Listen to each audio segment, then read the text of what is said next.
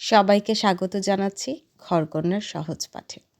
শীতকাল আসলেই আমি বাংলাদেশি স্টাইলের যে ফ্রাইড রাইস এটাকে ভীষণ মিস করি, চাইনিজ ফ্রাইড রাইস। তো এখানে আর মনে হালাল হারামের সন্দেহ থাকার কারণে রেস্টুরেন্টে গিয়ে চাইনিজ খাওয়া হয় না, তাই চেষ্টা করলাম বাসাতেই বানাতে। তো কিভাবে করেছি চলুন দেখি।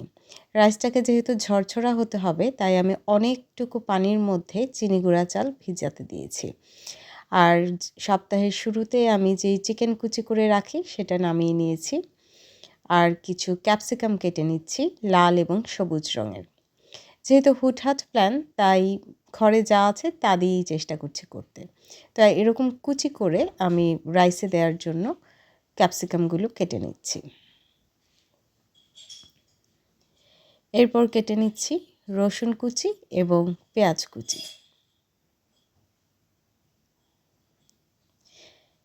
তারপর আমি অল্প কিছু চিংড়ি মাছ এরকম কুচি করে নিচ্ছি। এই চিংড়িগুলি বড় তাই কুচি করে নিচ্ছি।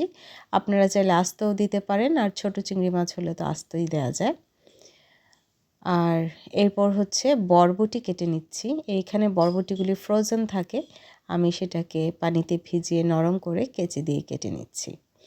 আগেও বলেছি আমার কেচি দিয়ে কাটাকুটি করতে অনেক ভালো লাগে। আমি রাইস কুকারে আজকে এটা করব।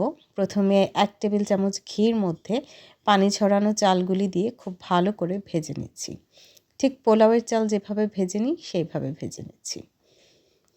এরপর পোলাওয়ের মতোই পরিমাণ মতো আমি পানি দিচ্ছি। এটাকে আমি পুরোপুরি রান্না করে ফেলবো। অনেকেই বলেন যে 80% রান্না করে তারপর বাকিটা করেন। এটাতে আমার অসুবিধা লাগে, আমার কাছে মনে হয় যে ঝামেলা হচ্ছে, তাই আমি পুরোপুরি কুক করে ফেলি। আরেকটা প্যানে বাটার গরম করে তার মধ্যে 2টো ডিম ছেড়ে দিলাম। ডিমগুলোকে আমি ঝুরি ভাজি করে নিচ্ছি। নরম করেই ঝুরি ভাজি করছি, একদম কড়া ভাজি না। এখানে হালকা লবণ আর গোলমরিচের গুঁড়ো আমি দিয়েছিলাম। এরপর আবার একটু বাটার গলিয়ে তার মধ্যে আমি চিকেনটাকে ভাজবো। চিকেনটা এখনও ডিফ্রস্ট হয়নি, এটার মধ্যে ভাজতে ভাজতে ডিফ্রস্ট হয়ে যাবে। তো ভাজার পর আমি ডিম, চিকেন সব কিছুই এই রাইসটার সাথেই রাখছি, কারণ এটার মধ্যেই আমি মিক্স করব সব কিছু। তারপর আরেকটা প্যানে তেল গরম করে তার মধ্যে রসুন কুচি, পেঁয়াজ কুচি দিয়ে চিংড়ি মাছটা অল্প একটু ভেজে নিচ্ছি। তারপর এটার মধ্যে বরবটি আর মটরশুঁটি কুচি দিয়ে দিচ্ছি। মটরশুঁটি আর বরবটি কুচি দিয়ে দিচ্ছি। এগুলিকেও একটু ভালো করে সিদ্ধ হওয়া পর্যন্ত ভেজে, সিদ্ধ হয়ে গেলে তার মধ্যে দিয়ে দিচ্ছি ক্যাপসিকাম কুচিগুলি। এখানেও আমি একটু লবণ দিয়েছি।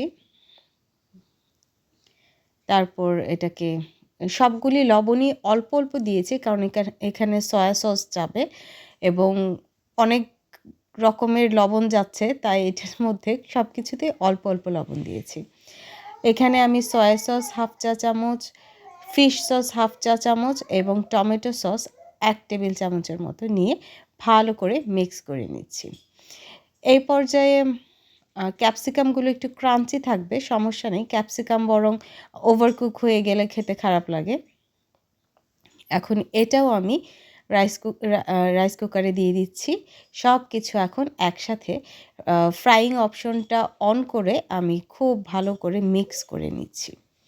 আপনারা চাইলে আপনারা যদি রাইস কুকারে করেন, আপনারা রাইস কুকারের অপশন অন করে নেবেন, অথবা প্যানে করলে তো প্যানেই করবেন। খুব ভালো করে এটাকে মিক্স করে নিলেই আসলে হয়ে যাবে। এখন কিছুক্ষণ দমে রেখে দিব। তো এই যে হয়ে গেছে আমার অনেক স্বাদের ফ্রাইড রাইস। শীতকালে অন্তত একবার হলেও এটা আমার করে খেতেই হবে। এটার একটা ক্রেভিং আমার ভেতর কাজ করে। তো নিজে নিজে করে খাই।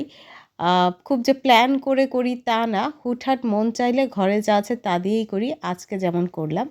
আর সাথে আছে চিলি চিকেন। চিলি চিকেনটার রেসিপি নেক্সট ভিডিওতে পাবেন ইনশাল্লাহ। তো সবাই ট্রাই করবেন এবং জানাবেন কেমন হলো। ধন্যবাদ।